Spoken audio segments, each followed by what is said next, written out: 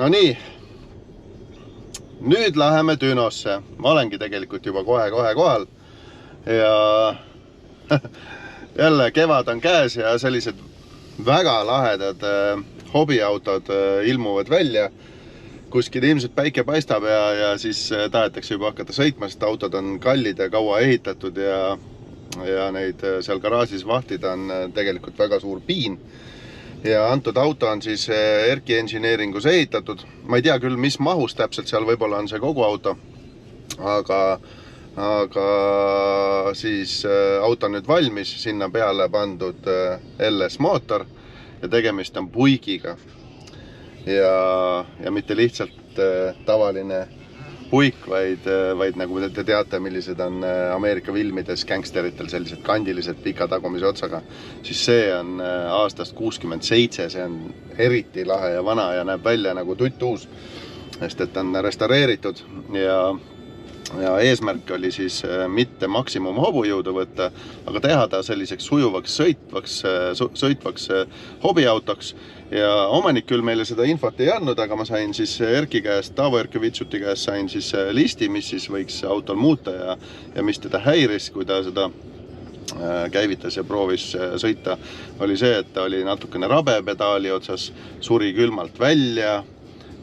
Esimeselt teise käigule võiks käiku varem vahetada, venitab liiga kõrgele ja kuna see käiguhäst ei ole selle LS-i originaalkäiguhäst, siis vaatan üle, kas kõik käigud toetavad kõigil koormustel normaalselt põhjagaasiga ja siis ajan kütuse segud paika, sest et sisselaske torustik on muudetud ja vaatan üle seal kõik, mis mind ka häirib, sest et ma olen neid nii palju teinud ja saan aru, et mis võiks veel muuta. Aga nüüd läheme Dünosse ja hakkame rullitama ja siis läheme juba sõidame ka natuke. Päris äge näeb välja, vaata, esiratas on ees rullide vahel, taga on juba rulli peal. Ta on ikka päris pikk. Lauri, kuidas see nime öeldakse? Wildcat või? Wildcat. Sulle meeldib need õksed autod või? Ikka meeldivad, jah. On jah? Sõidaks iga päev või? E8 on südamelähedane ja sõidaks iga päev. Aga Magnus? Ilusad ka. See on selline äge kruiisimise pill, vaata. Sellega trahvi ei ole ohtu, et saad. Sellega trahvi ei saa naljalt, sa pead ikka väga pingutama, jah, aga iseenesest ka sa nagu paneks näiteks, ma praegu lampi pakun mingi 100 000 eurot, et teha sükk asi. Kui mul oleks, siis võin tagasi võtta vabalt. Pigem ei nutaks seda raha pärast taga, jah. Äge vill, aga noh, mis seal ikka? Ma siis, mul on see privileeg, et ma saan siin sees ka istuda ja temaga siis natukene kruiisida ja sõita, ilma et ma peaksin omama seda. Ja mida vanemaks ma saan, seda rohkem ma tegelikult ise ka pean lugu sellistest autodest, et noh, et tegelikult ei ole vaja, et sul kuradi hirmsasti pläriseks, käriseks ja kuradi külg ette ja oleks jäik aukudes, sõidad ja kruiisid, üks käisi aknast väljas, vajutad gaasi, mõnus V8 heli. Siis, et ma sõidan Teslaga iga päev, see ei ole oluline.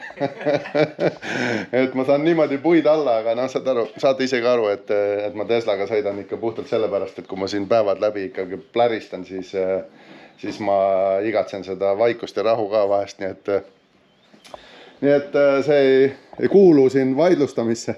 Ja kui me räägime elektriautodest, siis vaatan 5 aasta pärast kõigil, kes tegelikult isegi 5 aastat tagasi, kui meie pere tuli esimest korda elektriauto 9 aastat tagasi või 8 aastat tagasi, siis kõik tahtsid seda kumminaist kinkida, aga ma ütlen ausalt, et need, kes kumminaist tahtsid kinkida, täna sõidavad elektriautodega.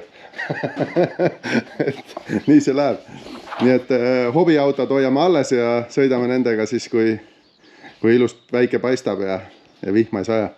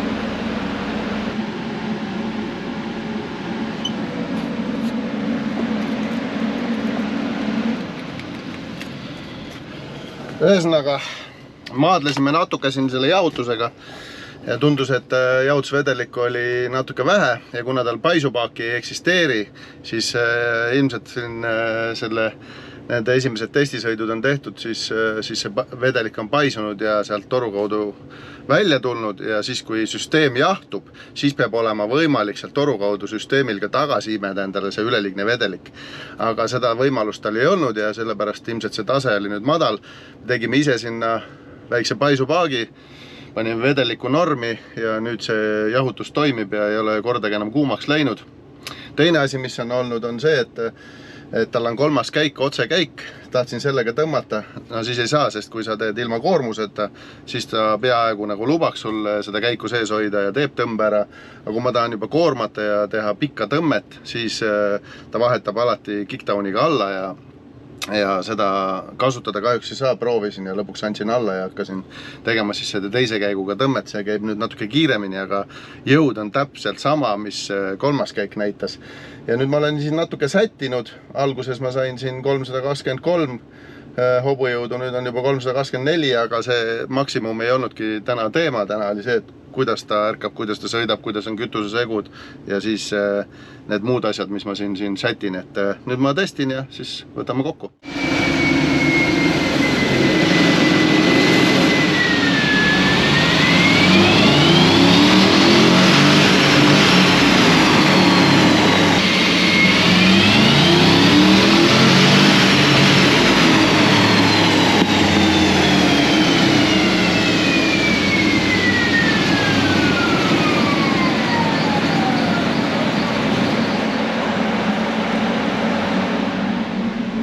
No 4 korda tegi järjest praegu 333, nii et võib öelda, et väga stabiilseks sai.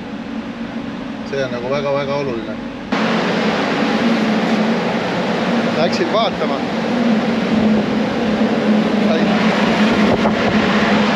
Sain saapake näkku. No nii, järgmine päev käes. Dünos tehtud, auto sai seal mõned kilovatid juurde, sai kütusesegud asjad paika. Nüüd ma tegin hommikul siin külmkäivituse, see oli juba päris okei, aga nüüd ma tegelen selle gaasipedaali ja käigukasti koostööga ja ma tegingi väiksed muutused siin ja testin, sõidan edasi-tagasi ja proovin, et saaks selle sujuvaks selle kohalt minemisest, et praegu hetkel nagu 1500 pööret saabub, siis nagu lauaga selga, aga see ei ole tegelikult väga mõnus sõita. Las ta nüüd lõpetab oma kirjutamise ja no ongi kõik. Ja siis millega me tegelesime on see, et tegelesime selle jahutusega ja kuna seal paisupaaki ei ole, siis jahtudes ta endale vedelikku tagasi imeda ei saa ja täna hommikul oligi süsteem tühi, nüüd me siis panime normi ja hakkame testima, kas seal läbi aegade mingisugust pahandust pole juhtunud selle jahutuse probleemide pärast. Praegu igal juhul summutist auru ei tule, mingid suuremad leket ka ei ole, mootor töötab normaalselt, aga kunagi ei tea, sest et olla see auto varem läinud juba eelmine aasta keema mitu korda, nii et see tavaliselt ei lõppe hästi, aga lähme sõidame.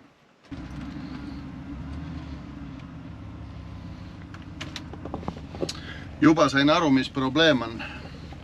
Ma vaatangi, mis tegin täpselt, imiteerisin seda hetke, kui kerge koormusega kas või siin ümber maja sõites, et kohalt lähed ära või siis vaikselt kiirendad, et ta on selline liiga nagu rabe.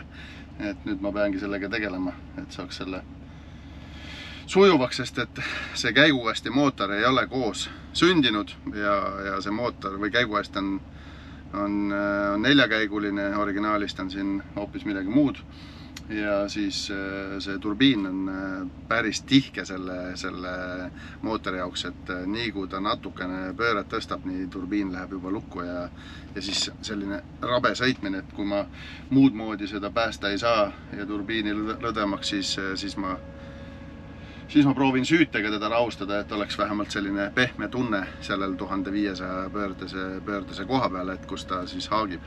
Nii see asi käib.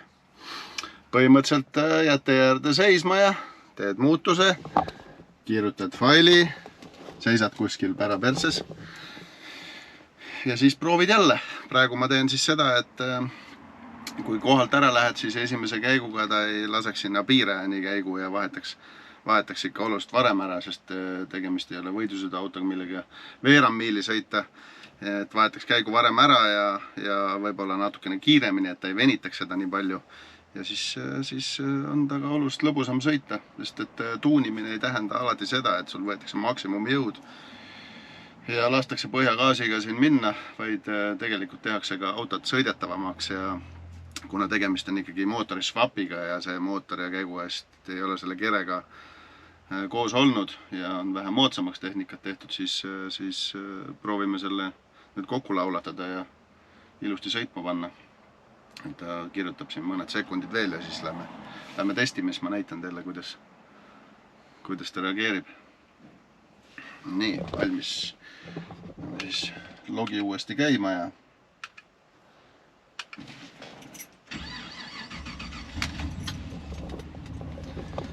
tuled põlema, käik sisse. Muidugi peeglist mitte midagi ei näe. Siin on vähemalt hea see, et vaatad siit tagant aknast. Istud diivanil.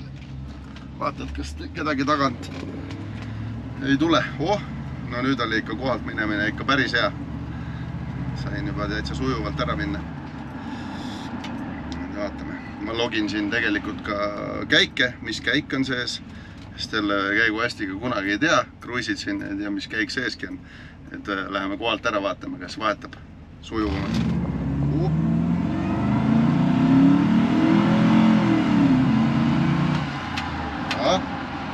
Piirajani enam ei lasknud. Nüüd ma siis võtan logi lahti ja vaatan, kas vahetas ära täpselt sellel hetkel, kui ma tahtsin. Siit Speedo pealt ja pöördeid ei näe ja Speedo järgi ei saa nagu usaldada. Päris hea on sõita, nüüd võetad natukene gaasi ja juba liigume.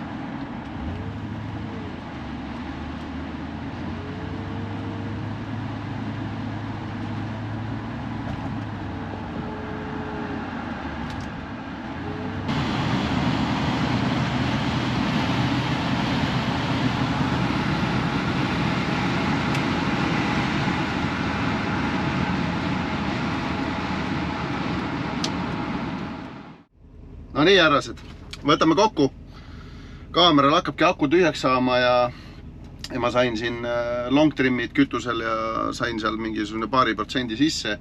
Seal oleks tegelikult teeks ettepaneku, et see õhufilter võiks olla natuke eraldatud sellest jahutusradikast, sest et ta ei saa sealt värsket õhku peale, kui sa siin valgusfooride all seisad või siis üldse niisama koha peal pargid, et sisselaske temp läheb üles ja see teeb jälle kõik selle vähe rabedaks, sest originaalist ei ole ilmaasjata õhufiltrid kopsikute sees ja siis alt ei lähe siis sinna ette ninasse külma õhuvõtt ja kui autos ümber ehitada, siis tegelikult võiks samasuguse asja ehitada ka siis selle koonusfiltri ümber, mis siia pandud on. Ja teeme selle jahutuspaisupaagi valmis ja vaatame, teeme ettepaneku selle õhufiltri eraldamiseks radiaatori juurest ja siis ma arvan, et sõidab juba okeilt. Seda rabedust kohalt minnes ja selline vaikselt doseerides gaasipedaaliga põhjustab seda, et selle käigukasti turbiin haagib juba ennem 1000 pööret. Aga sul oleks vaja koha pealt minnes ja kruisides oleks vaja, et ta haagiks 1300, 1400, siis ta läheks pehmelt. Aga nüüd ma siis kunstlikult seda veitsi pehmendasin, et seda süütenurka selle koha pealt võtsin vähe hilisemaks, et ta siis ei tunduks nii rabe ja oleks veidikene leebem pedaali all.